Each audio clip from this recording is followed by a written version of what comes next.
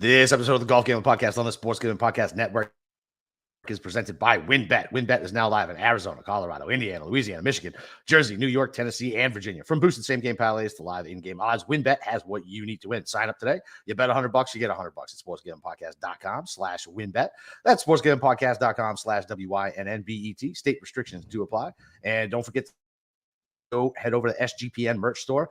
That's store.sportsgamblingpodcast.com and use promo code MADNESS for 10% off all orders of $40 or more. All right, DJs, welcome back. It's the Players DFS Show. It's your boy, Boston Capper, with the god of golf himself, Steve Shermer, and very special guest, Mr. Andy Lack. Andy, what's up, buddy?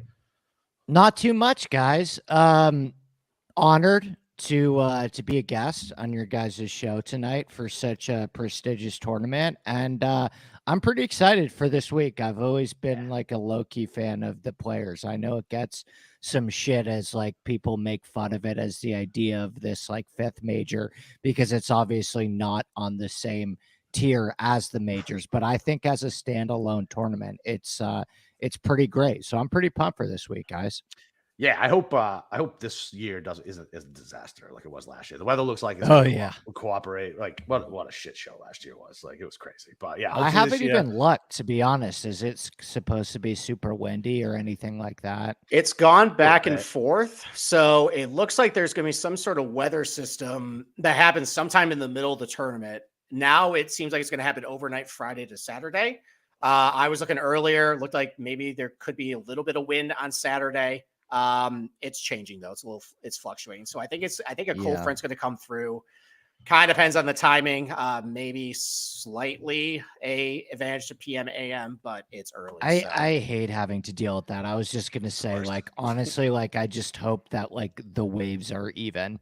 Like, I just I don't want to have to like talk or write about a wave advantage because it's the most annoying thing ever. Yeah, I mean that burned me bad last week. I mean, my outright card looked fantastic after 36 holes, but you can't win a tournament after 36 holes, and then everybody realized, oh, I don't like Bay Hill, and then they cratered down the leaderboard. So that was a nice reminder to don't maybe overreact to certain wave splits, either at Sawgrass or Bay Hill. A lot of these tournaments where course history seems to matter a whole lot, at this, these type of tournaments. Yeah. I feel like this place has less like correlation to like course history because you can eject so fucking fast here. Like it doesn't matter. Right. Like, this we talked about it last night. This is problems on every single hole, everywhere you look. It's designed to mess with you, and if you make a mistake, you're ejecto. That's it. Yep. Andy, have you ever played TBC? Steve. Have you ever played TBC Sawgrass? No, I'm not paying $500 for that. It's more than that now, dude. It's like it's like $800 or $900. That's ridiculous. So stupid. That's so silly to me in terms of just like the concept of some of these public golf courses in America. I don't really understand it. I mean, you've played it, right, Capper? Yeah. I didn't pay though. I never pay. Like I used to have wholesalers. Wait, how did you get on without paying? Because the wholesaler would pay. What's the wholesale? So like wholesalers, so when I was in like finance, guys who want me to sell their products. Oh, right? They come and like, hey, you sold this much of product X. You want to come play TPC? Yes, I do. And so he's a member there, and I sold a lot of his products. So I played with him. What would you? Yeah, listen, I love it. Like what? Like how much do you think a round of golf should be there? I don't know. Like I guess maybe like $200, $250. Yeah. Like I don't know, because like I play King and Bear too, which is really nice. That's like $125. Like. Yeah, I don't know. Like it's $250 seems like the max you should be paying to play golf anywhere. Like I agree. It's nice, but I agree. It's nice, but it's not like I can play the die course, the Valley course, for like $125. Which I've heard is pretty good in its own. That's cool as well. Yeah, it's cool. I like that course a lot.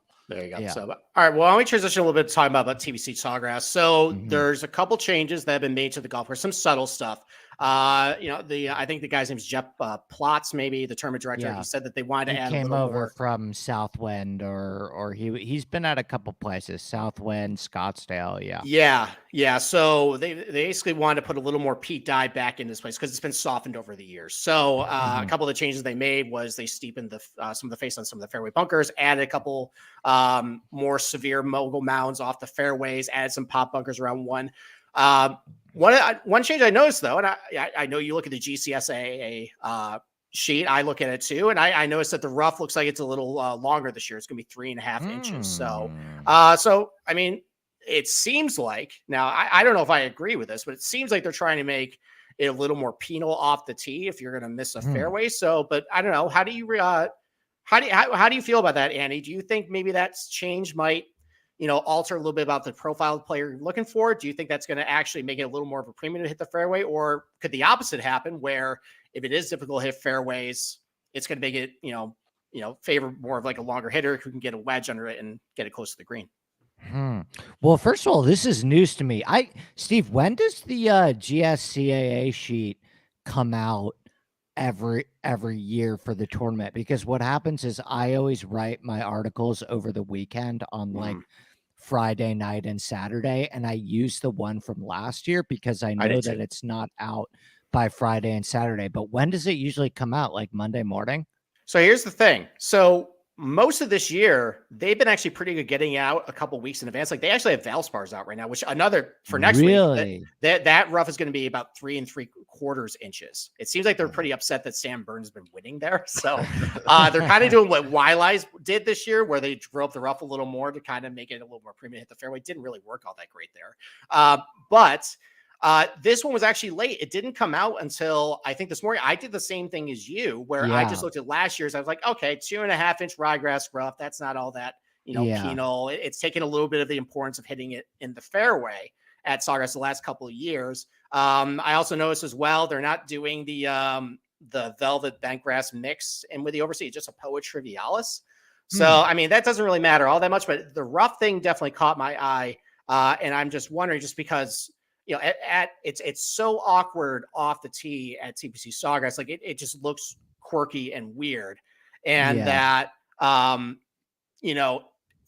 it going to be a little more important to keep the ball in the fairway? Because, even if you were in the rough and on the right side of a hole, you can still get around. It's really just missing on the wrong side. Now, if you're going to be in the rough here, is that really, is that going to drive the green regulation rate down? If that happens at a die course, missing a green, you usually get punished. So I've been trying to rack my brain a little bit about how that change might impact the tournament.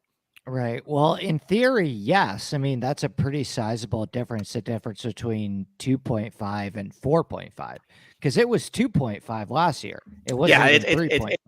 Yeah, it's an inch longer this year, which is definitely material. Yeah. Well, do you think it's going to is it going to stop balls from rolling into the water more? Is that what they're trying to do? No, I think they want to make it where, kind of like last week, where it is a little bit of a luck box that if you got a decent line, the ryegrass rough or the ball sinks to the bottom. I think maybe they did notice it with the ryegrass overseed. It wasn't as penal to try and hit balls to the green as it was back in Bermuda. Easier. Yeah. Ryegrass overseed makes it way easier than if it was just pure Bermuda rough. Exactly. Like if you look at like pre-2019, you look at some like the variance of how total strokes gain is determined. Like Data Golf has this chart. There's a big correlation to how accurate you were off the tee in the week that, and how that determined your total strokes gain. Last 3 years, it's been kind of close to PGA Tour average. So it's definitely reduce the significance. So I'm wondering if that's going to actually add it. Because I mean, I don't think this is going to be a situation where like a Winged Foot or even like a Bay Hill where it's really difficult to hold fairways. You might as well just go for the longer hitter. Here, driver is taken out of your hands a whole lot. It's positional golf. And if you screw up hitting a 3-iron, you're going to get punished. I guess where I stand, I think it actually might make it a little more important to hit the fairway, which, it makes me want to actually take some guys that maybe, and you can look up this data, how guys perform historically at TPC Sawgrass off the tee, because it is a little weird. It is a little challenging. You got to know what the correct side of the fairway to hit it on. And guys who just have had problems there's a couple of examples. I kind of worry about their chances this week, even if in theory, they're fairly accurate. Yeah, I like that. I'm definitely going to keep that back of my mind as well. I mean, I think the thing about TPC Sawgrass is that it is a course where you do have a lot of options off the tee, right? Like there are a lot of different holes where you're going to see players taking much different strategies. Like there's certain holes where you're going to see some guys hitting driver and you're going to see some guys hitting like 5 or 6 iron. Yeah. Like there are a lot of different options in terms of like how the course fits your eye based on what you choose to do, right? So I think for Sawgrass, it's basically just like picking and finding the strategy that makes the most sense to you over time. And that's why I think like it is a difficult course to predict course history, because you can't just, it's not one of those courses like Pebble Beach where, you know, Jordan Spieth can just show up every single year.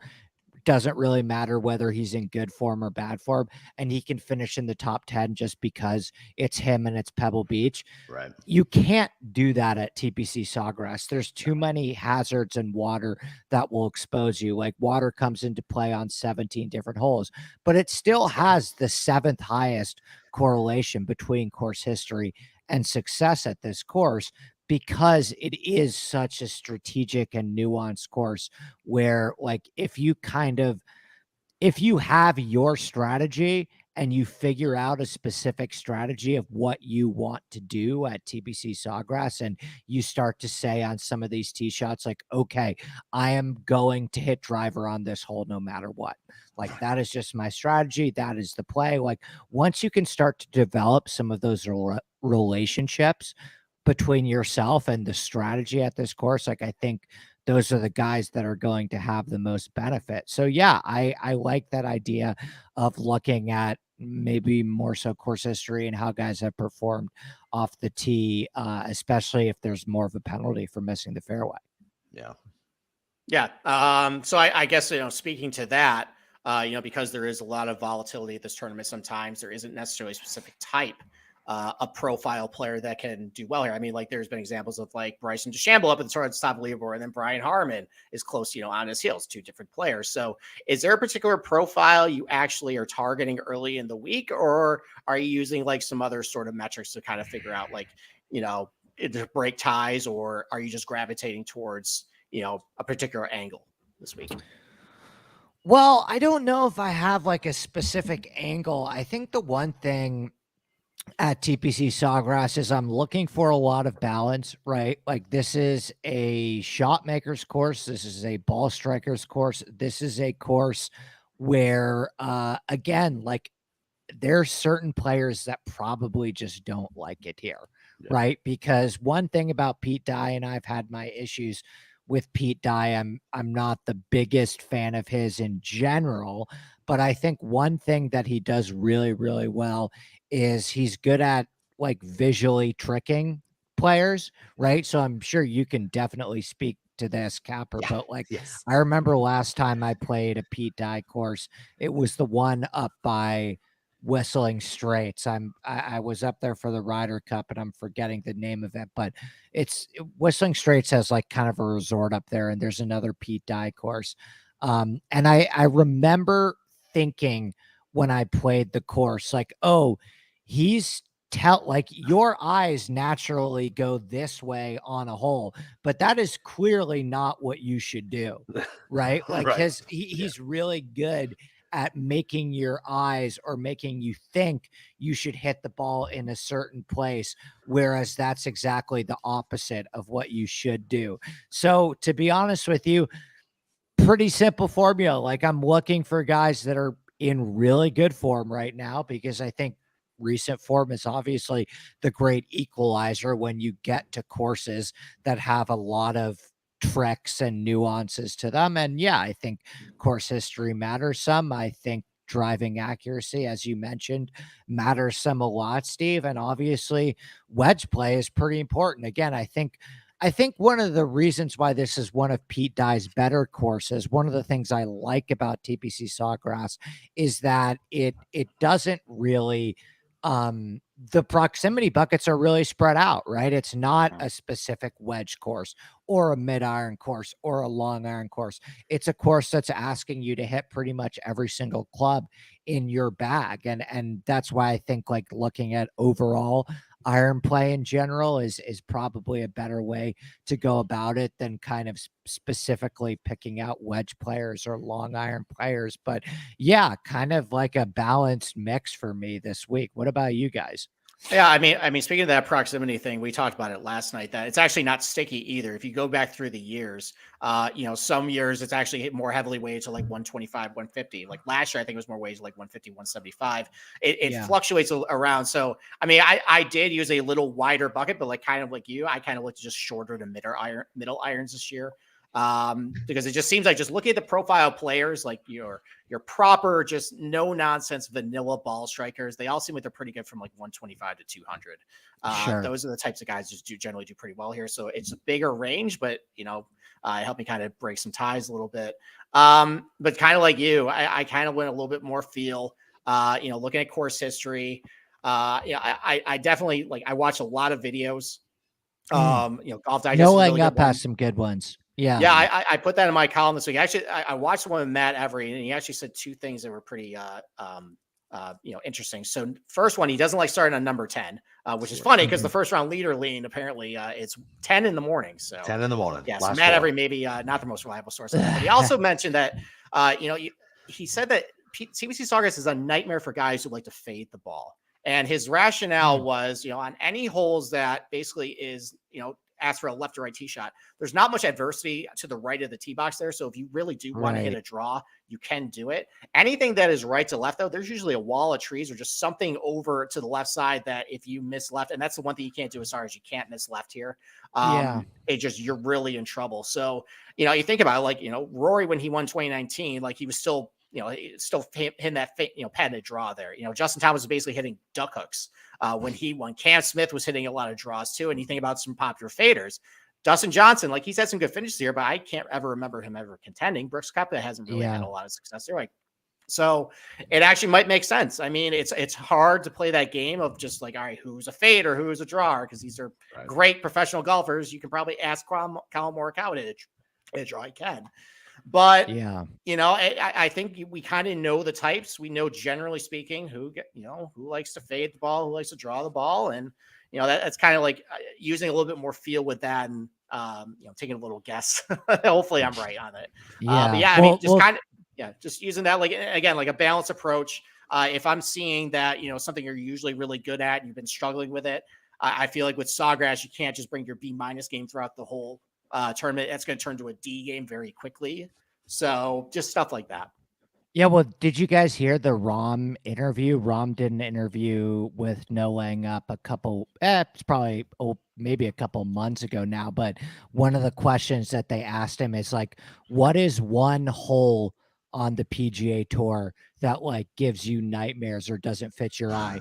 And I don't actually remember what hole it was, but he was immediately named a hole at TPC Sawgrass. He was like, "Oh my God, I hate the way that this hole it just does not fit my eye whatsoever." So I would guess it's probably either 16 or number 2, the par 5s. Those are basically you got to hit a hook off the tee with a driver there, and just he can hit it right to left pretty easily with a long iron or a 3-wood, but ask him to do it with a driver, that's no bueno. Yeah, he has some difficult time turning it over sometimes. And I mean, he's coming off a week where he just lost over 6 strokes. Yeah, off the tee. Crazy. So, it had to be his worst performance, fucking ever, right? Yeah, it can't even be close. It was unbelievable. Yeah. Well, we'll talk about him. About him. We will. So why don't we take a break, and then let's get right into diving into the DFS tiers.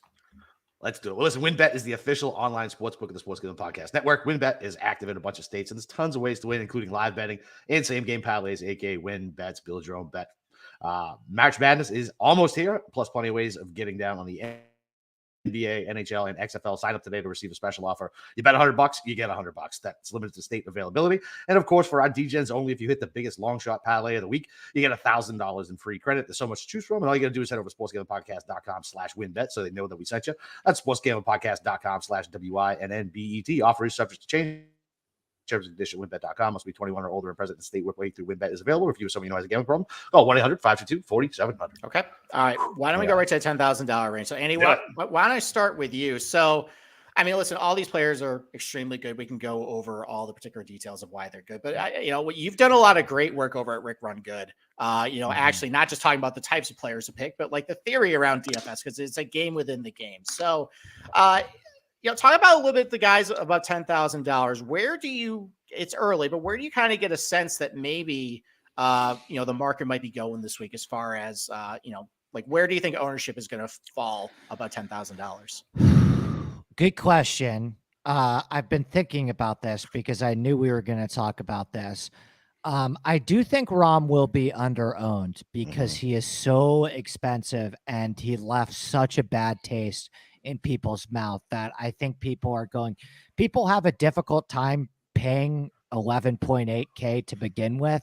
So imagine paying 11.8K for a guy that they just watched spray the ball all over the place and absolutely crater from the front page. Like, think about the way that Rom did it last week. If Rom like kind of started out slow and kind of, it just like wasn't really his week, but then, by the end of the day, they show him on coverage, like holing out for 73 to think about like the way that he did it.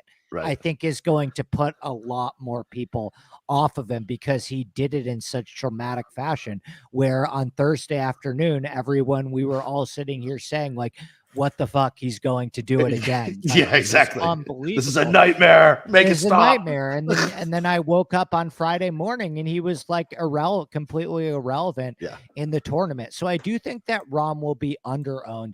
I'm curious to get your guys' thoughts. Scheffler's always underowned. Like people just don't like playing Scotty Scheffler. I literally cannot think of a time where Scotty Scheffler was like overwhelming chalk.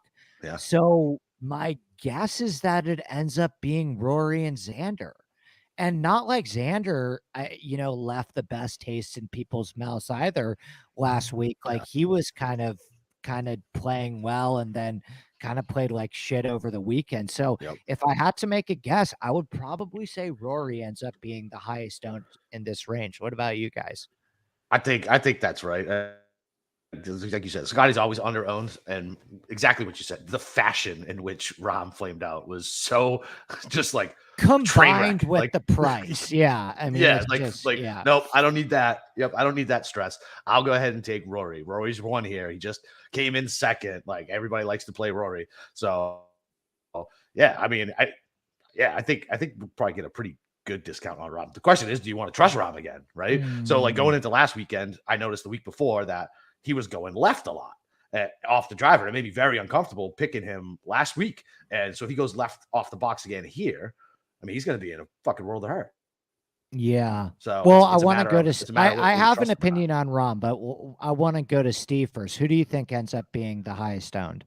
I think it's Rory, clearly. Yeah. I mean, you can kind of pick nits with the other three here. I mean, Rom left a very bad taste in people's mouths, and he's 11.8. Like, you can tell that his pricing is old because I think that's probably about maybe $400, $500 too high if we were actually going to reset the pricing to this week based on what happened. Yeah, and all of these weeks that Rom has been on this insane run, he hasn't been as high as 11.8.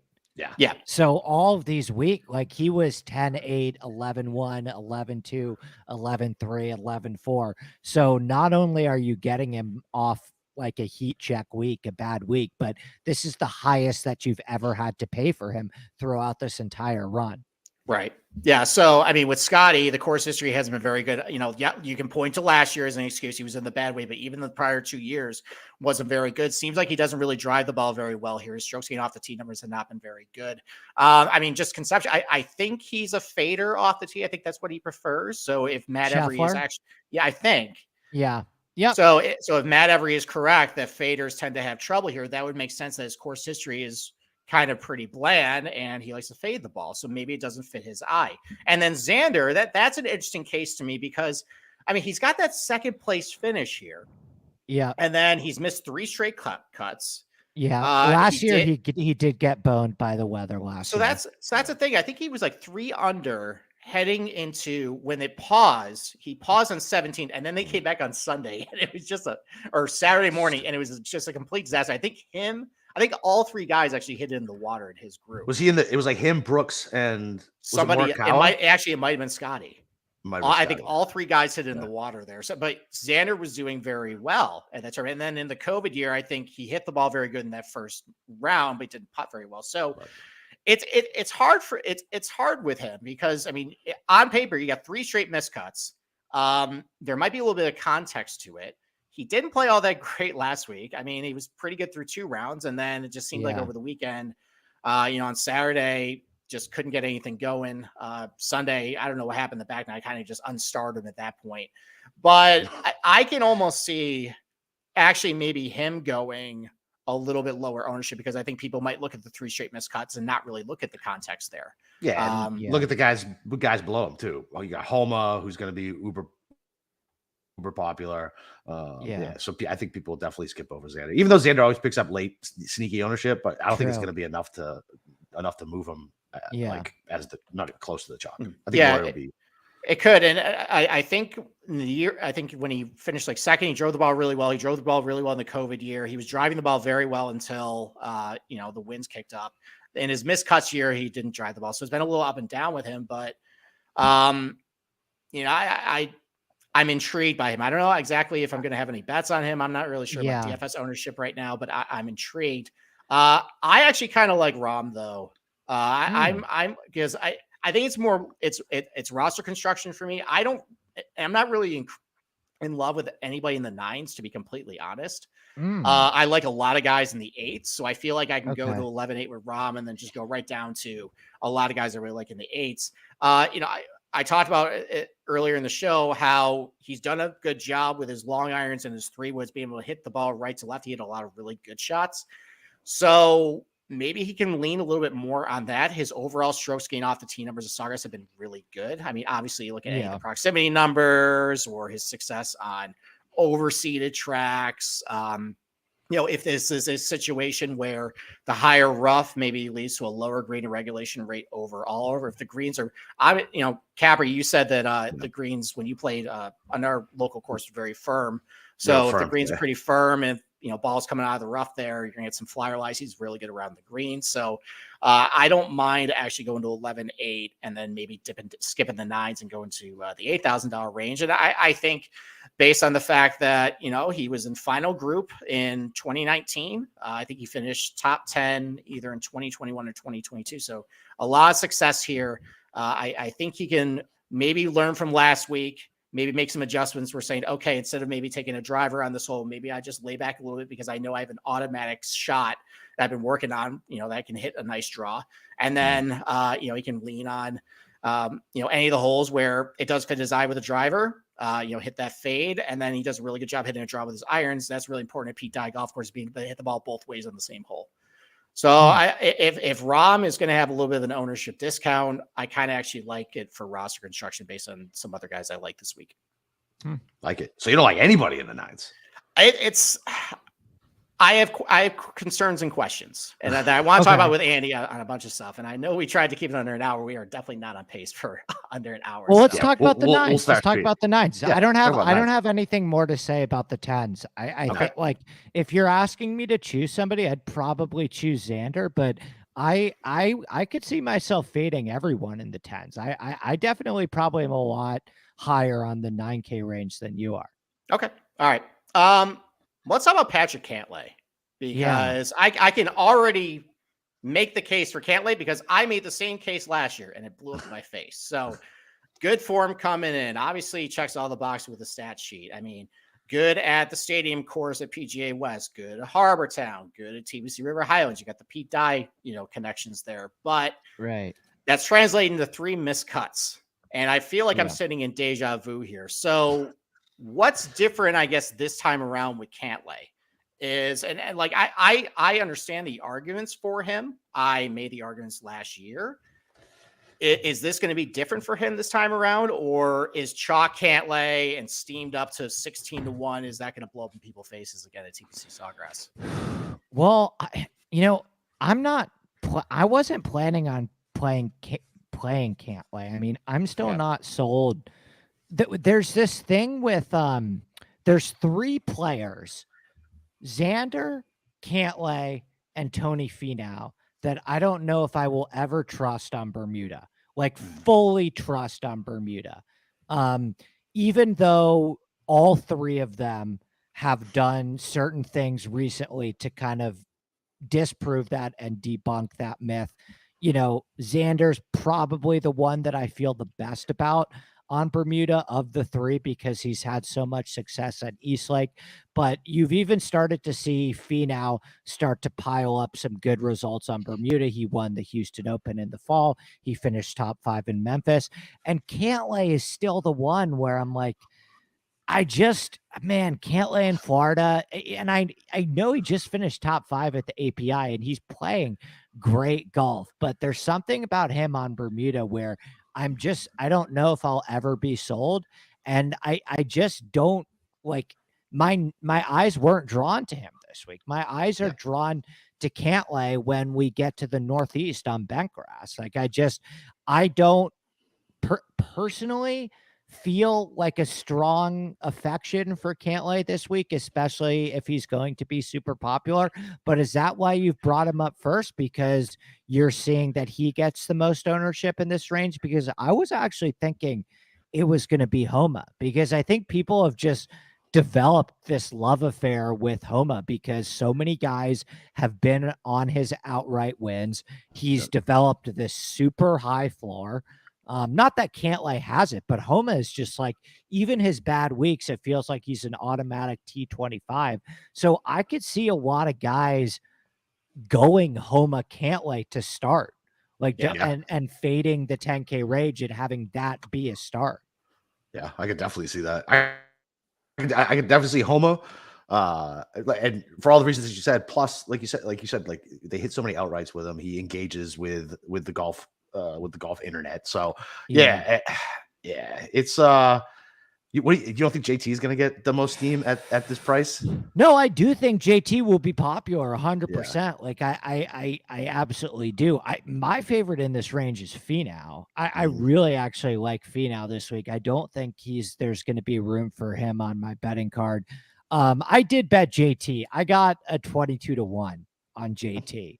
But I've had a bit of a problem with JT recently where I've just like, he seems like the elite to me that I know this is crazy saying about a guy with 15 wins and 2 majors, but to me, it feels like JT is almost the elite with the most to prove right now, because all these guys have been racking up wins. I mean, Rahm, Rory, Scheffler, like Homa, Cantlay, Finau, like all these guys have been winning a lot. JT's won twice in the last 2 years. And I know there were big wins.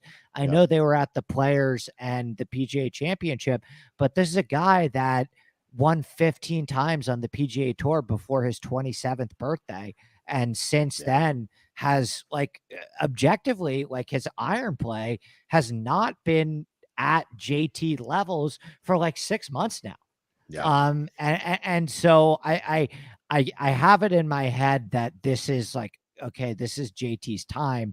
This is JT's time. But I don't know. Do you think, I don't know, Capper, I didn't spend any time on Twitter this morning. So what are people saying? Yeah, so I didn't spend too much because I was golfing today, but when I was in the car, I was scrolling through. But I just thought at his price, like you see JT, price. It's a good price, right? Yeah. Like that's like, oh man, what a price discount I'm getting on JT. And one here, he's on TV a lot. I mean, he didn't do much over the weekend. I haven't dug in to what happened. Was it his irons again, or was it his putting again? Like that's the only thing about JT. Like people get JT he actually hit the ball really. He hit the ball really well last week, but it was short game and putting, I think, was the worst part of his game. So as somebody who had a JT ticket and bid on that 30-1, and woke up on Sunday morning thinking, you know what, it's time. Seeing him miss every single putt on Saturday, see him hit the ball great. Everything fell apart on Sunday. So would you go back to him after tracking him? Because like he wasn't on my radar last week. Like I didn't track him very closely, but like, would you go back to him, Steve? Something is off. Like, so? And I think you kind of mentioned like that killer, like that was primed for him. Like he hit the ball. So he was grinding on Saturday. Like the putts were not going in, but he was hitting the ball so good in pretty difficult conditions. And he was only, he bogeyed the last hole, but he was only 4 back. I mean, he got Kitayama at 4 under, and it was going to be kind of calmer wind conditions on Sunday. I was like, all right, you know what? Maybe get the putter rolling, hit the ball just as good. this is going to be JT's time, and he was just bad from the jump. Yeah. It seems like just something isn't really firing. Now, am I a week too early? Possibly. Maybe this is the time to go back to him. It's a good golf course for him. Like, this is a golf course that fits his eye. It really is. I mean, obviously with the win, he's got a top 5 here. I mean, some strong, results in Florida just overall. He said that round where it was super windy was like one of the most fun rounds he's had in his entire. This golf course is like JT's wet dream because he loves and Bones' wet dream too because he loves shaping shots. And Sawgrass is so good. It's such a it is a. Yes, it's target golf, but it's target golf in the sense of like the way that you get to your target involves a lot of strategy and is very interesting. So I don't know. I think there's like a potential love affair with JT on this golf course brewing where he's just going to be good here for years. Yeah. Yeah. If you remember when he won, it was the same thing, right? On Sunday on that front 9, he could not he could not putt at all. And he kept missing and then dropped it on 10 and then just went fucking hard on the back 9 and he was hitting like provocative golf shots like 30 yard like duck hooks off the tee that barely left the ground, like little sawed off cuts. Like that shit is JT's wet dream. Like I couldn't help myself. 22-1. He's, I have a friend in Vegas right now that just asked me if I wanted a piece of 26-1 Circa has for him at the Masters. Oh, that's 26-1 on JT for the Masters. Yeah, I know we were both fucking high on him last year, and he failed us last year. So maybe we were a year too early because I think I single bulleted fucking JT. Yeah, I bet JT at the Masters every single year, and he always disappoints me. And I was planning on not. Like, I picked Rahm to win the Masters in all of my December preview stuff, and I was planning on, just fuck it, single bullet Rahm this year. Like, what the Masters is often won by the guy that has been playing. Like, we saw it with Scheffler last year. Like, I always say to myself after the Masters, like, dummy, you overthought this one. Like, it's often won by the guy who has shown you the most throughout the PGA Tour season, which was the case with Scheffler last year. And so I was thinking, like, I'm just going to bet Rahm, but like, I don't know, 26-1 on it's a good JT. number. It's a good number. I mean, there's been some. I mean, not to divert this into a Masters podcast. I mean, like Hideki kind of came out of nowhere. Patrick Reed was kind of out of nowhere. So, I mean, it's not every year 100%, but I always feel like at the Masters, not necessarily if it's like even in the outright market, but just with like DFS too. I always feel like I always overthink it. Mm-hmm. I mean, I think you wouldn't be doing golf gambling if you didn't overthink things. I do it all the time. Cabra does it all the time. I come up with very galaxy brain takes, which I'm probably about to make some, in the $8,000 range. So let's talk about the 8s. Let's talk about the 8s. There we go. All right. So I think this is a very interesting range. I mean, there's a lot of, I think, very popular golfers down here. I mean, obviously with Hatton, based on what he did at Bay Hill, some success in Florida golf, I could see him drive some ownership. Hovland, that was a very tough scene going down the back 9. Were you guys on him? No, I wasn't. I was my not. God, guys. 16. Oh my God. Tough. That was tough. I was, oh my God. This freaking guy. And I went back to him this week because I just like, I think he is a magician with his ball striking right now. And he is like, the dude gained 14 strokes ball striking at Sawgrass last year. Yeah, he did. 14 strokes ball striking. Well, I remember it's pretty good. Well, I remember you came on the show last year and I agreed with you. We're like, listen, like he sucks around the green. Like last week at Bay Hill, no one was getting up and down. That's going to matter here. And then it just didn't end up mattering. I mean, I think it mattered between him. I also thought that he was like too stupid for Pete Dye courses. Yes. That's where the take came from. That's right. There it is.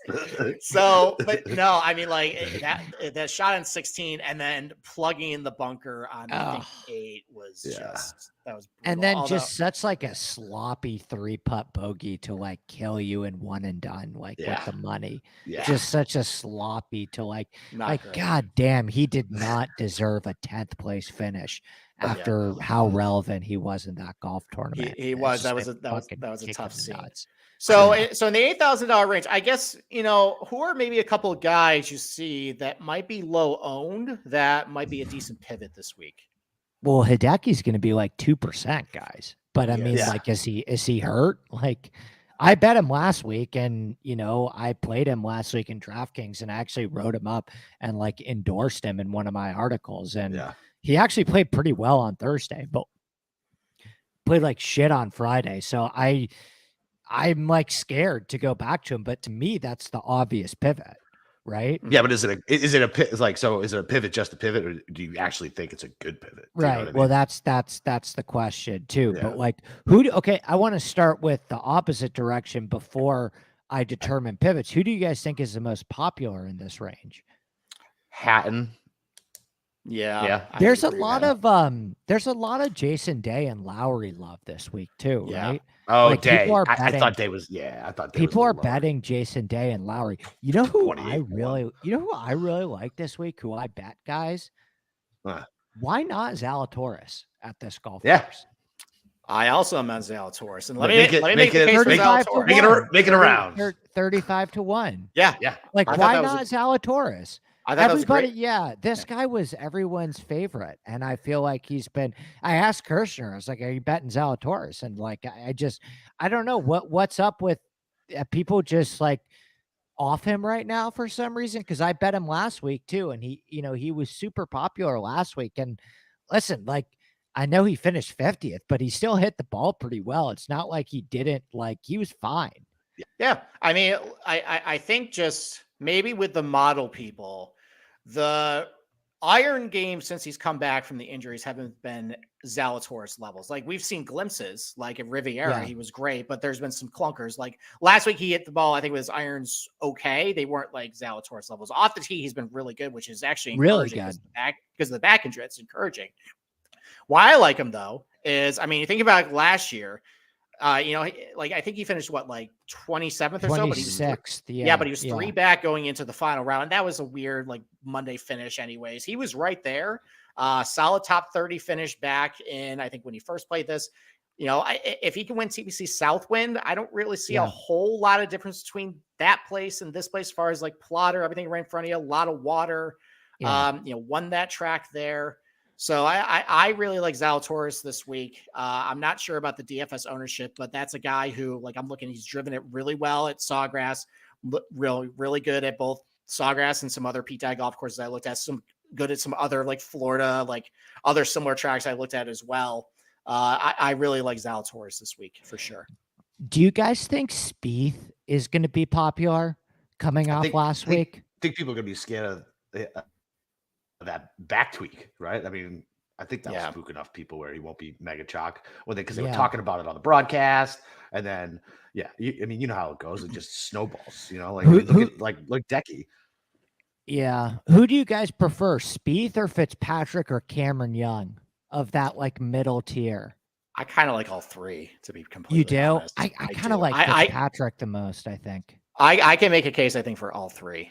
I worry about Cameron Young's accuracy. He still is not the most accurate guy, even on these club down courses. Like, I don't know if I trust him to keep the ball and play off the tee. So, I mean, think about what Cam Young has done. I mean, he finished top 5 at Harbour Town.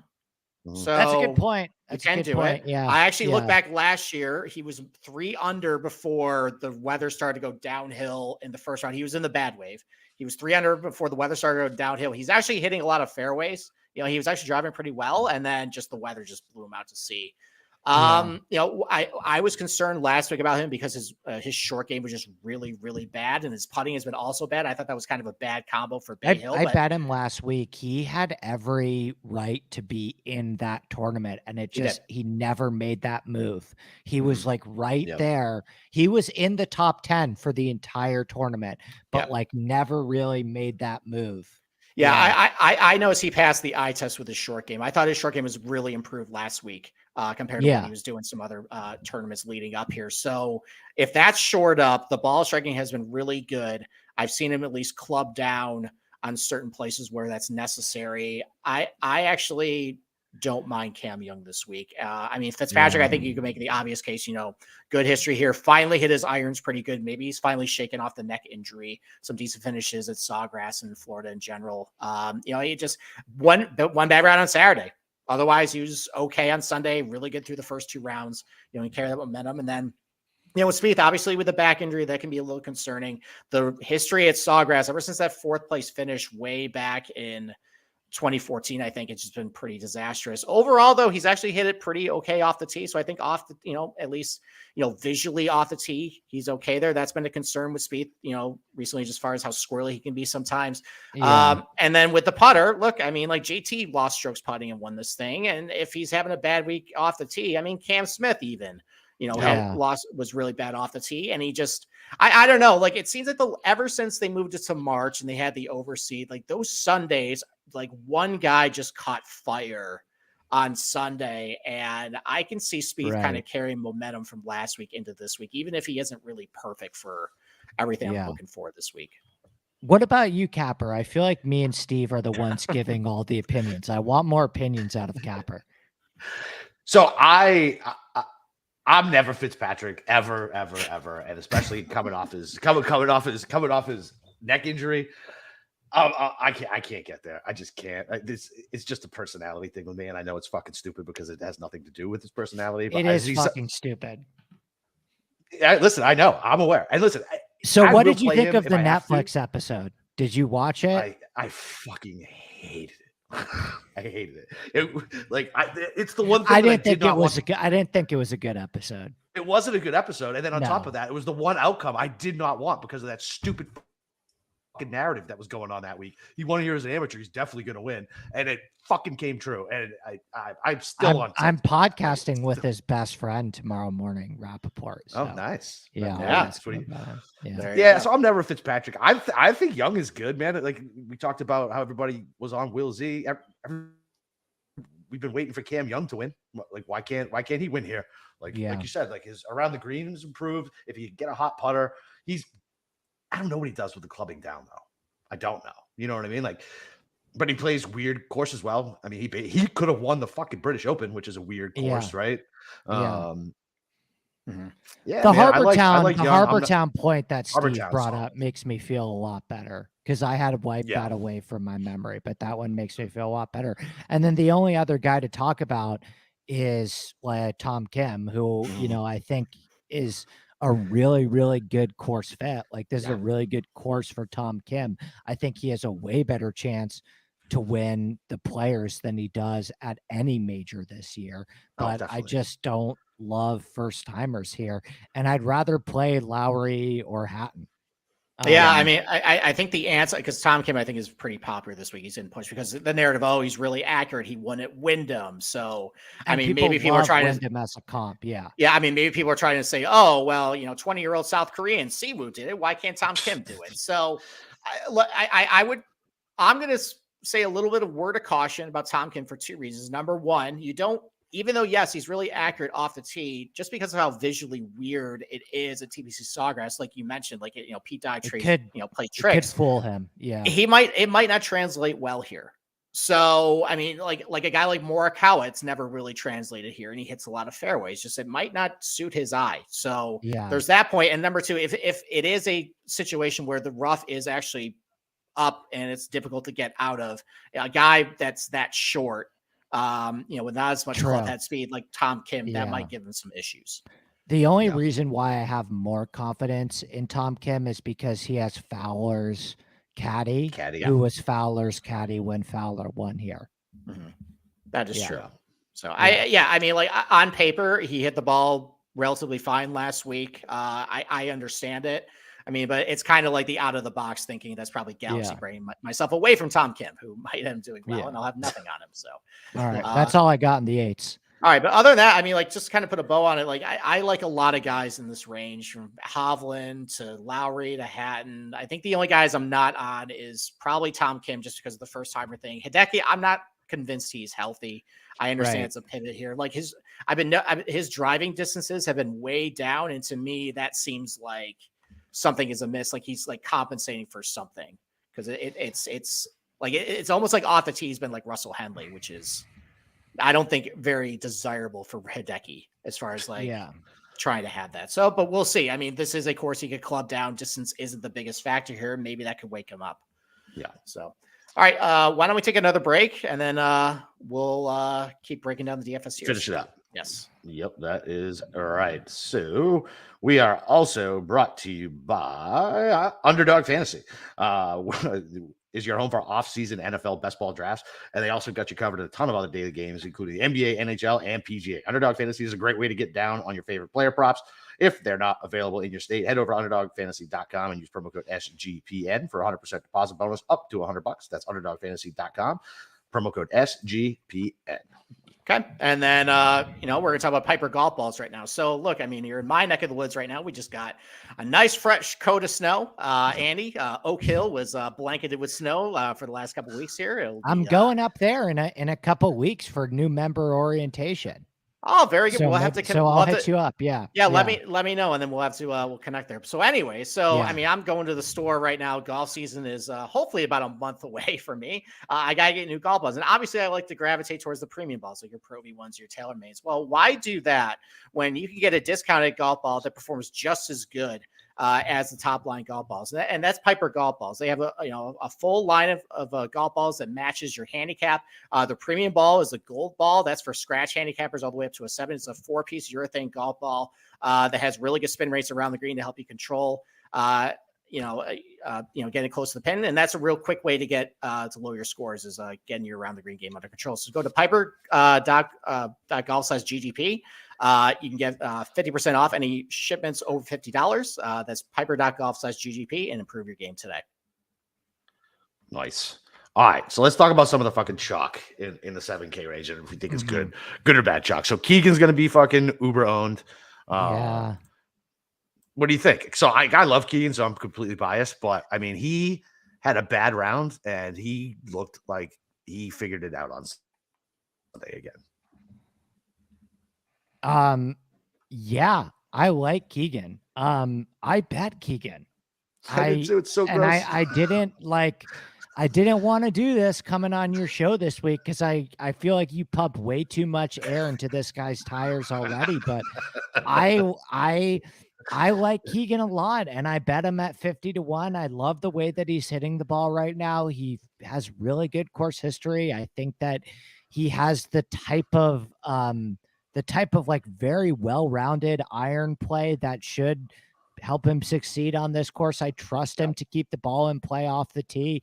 I think it's 50-1 is like, I know there were some guys that got 70s and 80s that I would have loved, but I bet a 50. And if he's going to be uber popular, then I'll just probably stay away from him. And why is Tiger Woods in the pricing? Take a burger in here too. Like, I don't understand that at all. But like so this is good for me to know, because I knew that people would be betting him, because I don't bet Keegan a ton, that I knew that if I was attracted to betting him, that people would bet him. But he's probably, you think he's the highest owned in the 7K range? Yeah, probably him or Corey Connors, maybe. Yeah. I would agree with that. Okay. Wow. Interesting. I think you guys are probably right. I don't know if there's anyone else I would have thrown into that mix in terms of popularity. Like Ricky's probably going to get some ownership. Like Sahith Theegala, like, shouldn't he get some ownership? The guy is playing like really good golf. He never rates out well for me for some reason, and I do not trust him to keep the ball in play off the tee at this golf course. But like the only other guys that I would have mentioned in terms of ownership, I would think that Keith Mitchell and Sahith would both be pretty popular here. So that's an interesting point you mentioned, because I think Sahith, it doesn't ever seem like he's all that popular sometimes. I mean, I think he's popular like with the golf gambling communities, but like as far as like ownership, and I think you make an interesting point where he doesn't ever rate well in your models or anybody's models because like his bad performances are bad. so bad. But his really good ones are really good and they kind of offset each other. So if you're running like a last 50 rounds, last 24 rounds, he's going to have some absolute clunkers in there. So, but overall though, I mean, he's been playing so solid. His iron game's been really good. Like, and some other courses where like, I think we've talked about where, you know, you can't drive it really poorly. He still has had success. I mean, he almost won at TBC River Highlands. Sea Island, he finished second there. I wouldn't think of that as a Sahith Tagala golf course, you know, did well there. I mean, Farmers didn't drive the ball very well over the weekend, still finished T4. So it could, maybe this is a situation where if this is a golf course where he's not relying as much on his driver, maybe he can keep that under control. And I think Data Golf actually put out an article that his big miss is to the right. Okay. And so if that's his big miss, if he just doesn't do it on the holes where there's water right, which there aren't, you know, many, I think, I can only think of 9 where there's water on the right side of the hole. I could see him maybe doing well and maybe, you know, create some electricity on over the weekend at Sawgrass. Yeah. I think you're right about his DFS ownership, though. It's because he's so squirrely off the tee. He's like so untrustworthy. It's just it's an uncomfortable selection.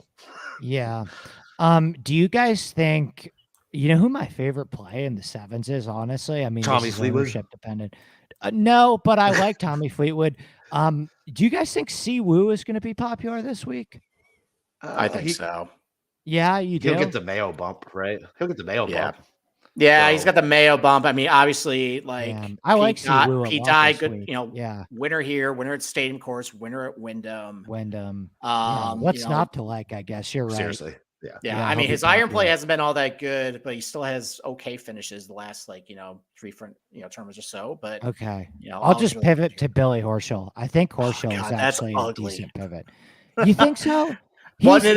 He practices here. This is his home course. I'm not saying it's a. I think that's it's a pivot. I just no one's really play Billy. I'm just saying it's been ugly, man. Yeah, someone's been on Billy a couple times this year. It's been bad. Yeah, no one's gonna play him, but I think he lives there. You see him at the grocery store ever, Capper? Like, I'm pretty sure he practices his father. Yeah, he does. So it's funny. He's a guy who when I'm out in like Ponte Vedra, if I'm like going out or whatever, I'm like, I wonder if we're gonna run into Billy Horschel or which random golf I fucking see out today.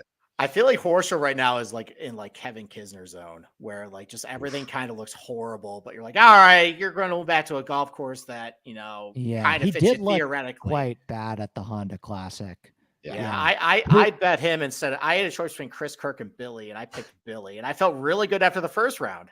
And, not so great on Sunday. Good job, Steve. Yeah. Who else, Capper, is part of Ponte Vedra Mafia? It's like Billy. It used to be Cam. Used to be Cam Smith. It used to be Cam Smith. Russell Knox lives here. Some of the guys who won't be playing. The no laying up guys live there. Yeah. That's I don't follow them as closely as Steve does. I don't really know. I think Jim Furyk is a Ponte Vedra. Yeah, Furyk's here. Doc Redmond lives here. Jonas Blake's like guys who aren't playing. But there's a shit ton of guys who live in Ponte Vedra. Like it's all right. It's nice. All right. Any other? I got an ugly name. This is kind of maybe like a joke, but the Ponzi scheme himself, Cam Davis, 5 straight missed cuts now. Jesus but he Christ, just missed the cut on. He just missed the cut on the number though. He's getting better. So Andy, let me ask you. I'm actually playing you this week in a season-long fantasy. Should I drop Cam Davis as a tie? No, don't drop him. But like, I have gotten so many angry messages about Cam Davis because I just like keep writing him up. Like, I can't get away with publicly saying that I'm going to play him anymore or advising anyone to play him. Like, obviously, I am going to play him, but like, I can't endorse playing him. Right. So, I'm between a rock and a hard place with Cam Davis. But, I mean, I talked about this earlier, but I don't think I've ever been more wrong about a sports situation in my entire life gambling than I have been on Cam Davis over like this 4-week stretch. Because at the beginning, now he's at least like missing cuts on the number. The first 2 cuts that he missed by like a combined 17 strokes. Yeah, it's and not I great. wrote him up both times. So anyway, What do you think about Burns? The state of his game? You think he's broken, or like what's going on with him? I've never been a huge Burns guy, so I Okay. just have always I'd never bet him when he was even playing well. So Yeah, I just don't have a ton of interest. If we're talking high sevens, probably would rather go Fleetwood. yeah. Fleetwood's got a great course history here. He's been Yeah. first round leader twice. So he likes it here. So Yeah, I mean, I think I'd rather go Fleetwood, Yeah, Scott, Tagali, even maybe Justin Rose, because it seems like every time Mhm. people write him off, I know it's 2 straight missed cuts, but like he ends up just popping up for first round leader kind of out of nowhere. So, he's been pretty good here, and Yeah. obviously 1 month ago, the form is kind of still there, unless he's just mailing it in because he knows he's on the Ryder Cup team now. But I mean, I don't think he's going to draw a lot of popularity considering he's been pretty bad the last 2 weeks, but that might not be terrible. I'd rather have him than Burns right now, which Crazy. I mean, like you can make the case for it just because, I mean, he was 36 hole leader last year. He was relevant at the stadium course at PGA West. So, good at Valspar, good Florida history, but man, Yeah. it really is just really bad right now. Like it seems like he doesn't know where the tee balls go in, and the iron play has been just horrific. Do you guys think there's going to be any mega chalk in the low sevens? Because I think there is. Oh, who do you think? Ben Griffin. Oh, yeah. Ben Griffin's Yeah. like 9th in my model this week. Like, Yeah. everybody's going to play Ben Griffin. I know. I think no, Ben it's- Griffin's going to be mega chalk. I was betting him top 40s through the fall and earlier this year, and now Yeah. they've adjusted the price, and I'm like, ugh.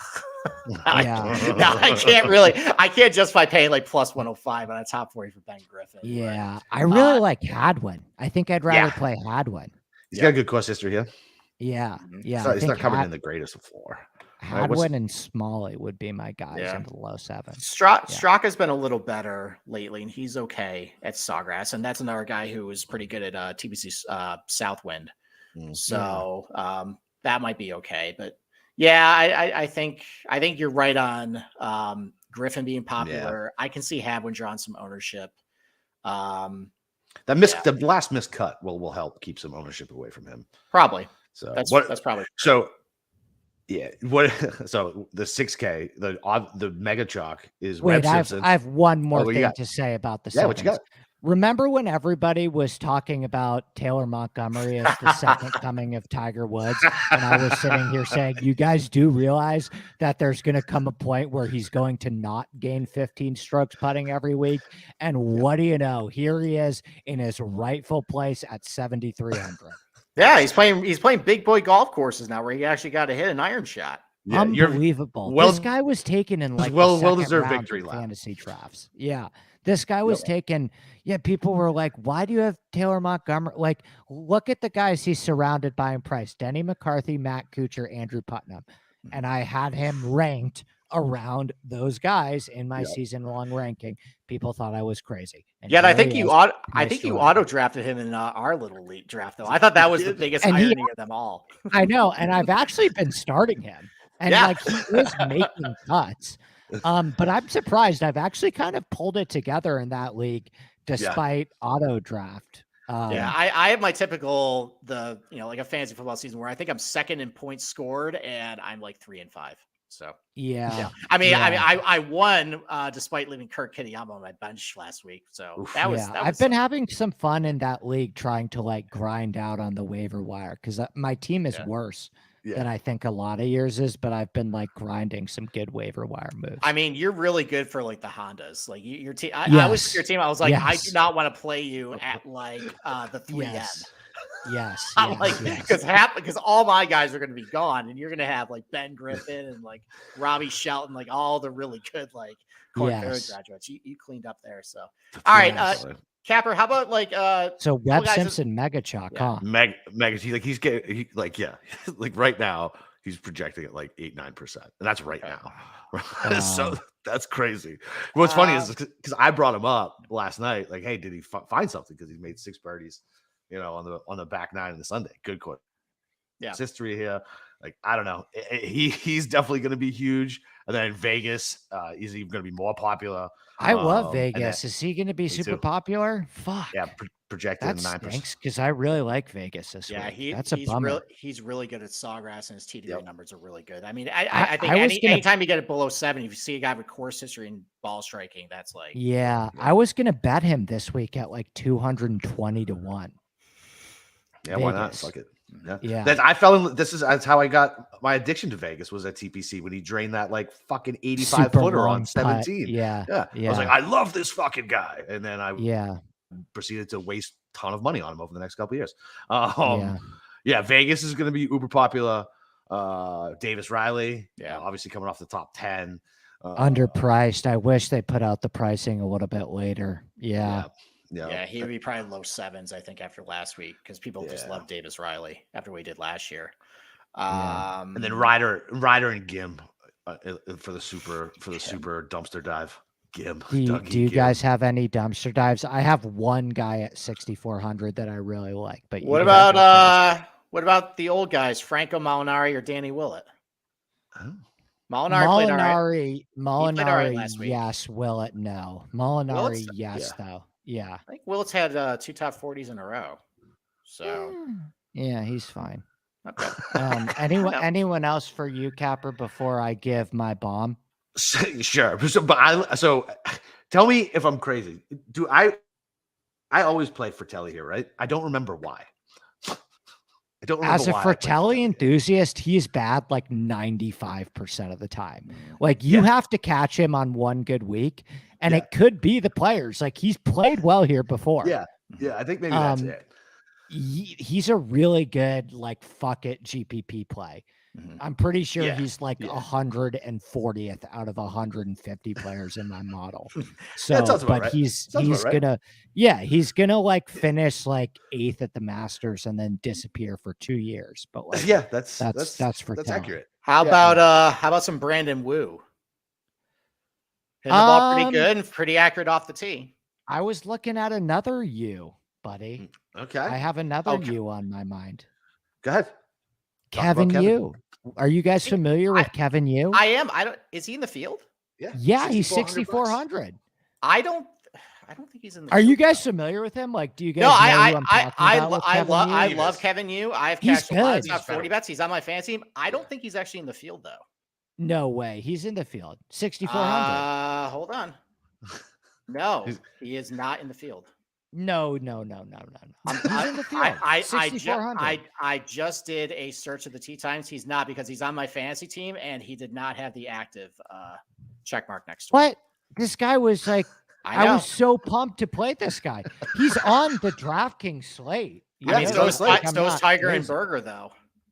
So I just looked through because I was disappointed too. And you guys are telling me that Vegas is going to be chalk too. I need to find new guys in the 6s then. Yeah. No, I'm glad we had this talk. If Kevin Yu was in this field, can you imagine if you put him in your field and it just killed all your fucking lineups? I was 1,000,000% going to play him if you guys hadn't said anything. Yeah. So thank you.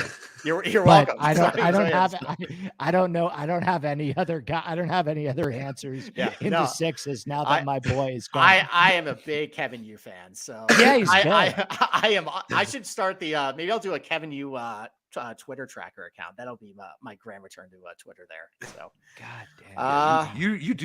You mentioned him quite frequently. How about one last name? Another former Ponzi scheme, maybe. Justin Suh. Yeah, he's good. He's pretty good. I think he's starting around into form. Yeah. I mean, I like that. Accurate off the tee, hitting his irons pretty good. The proximity ranges this year have been pretty good. I'm good with that one. Yeah. Okay. Yeah. Do we know why Lanto withdrew from Genesis? Is it another injury? I don't know. Maybe. Who can say? Yeah. I don't know. All right, man. And well, that fucking wraps it up. Why don't you tell everybody your 9 bazillion pieces of content and where they can find you?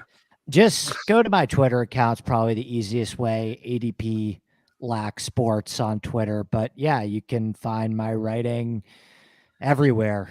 RickRungood.com, Golf Digest, Golf Monthly, Odds Checker, all over the place. But yeah, my podcast is good too. If you want to check that out, I have an episode coming out a little bit later than normal because, bigger guests are harder to book.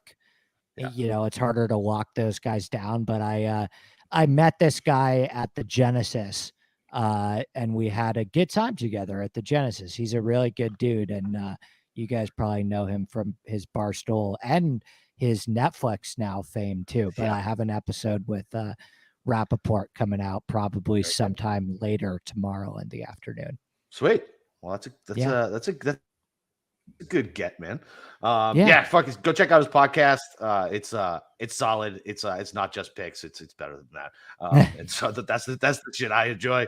And other than that, tomorrow we got John Haselbauer on for. Oh, you guys got a good one too. Yeah, man. Yeah. So we'll do the betting show with John, and he will no doubt be betting Keegan with me, so that'll be fun. We can all cry together. And other than that, you know where to find Steve. He's in our Discord. You can find me on Twitter at Boston_Capper. Listen, go give us a rate and review if you guys got a minute, or go join the YouTube channel. It helps more than you know. So other than that, let's fucking go, boys.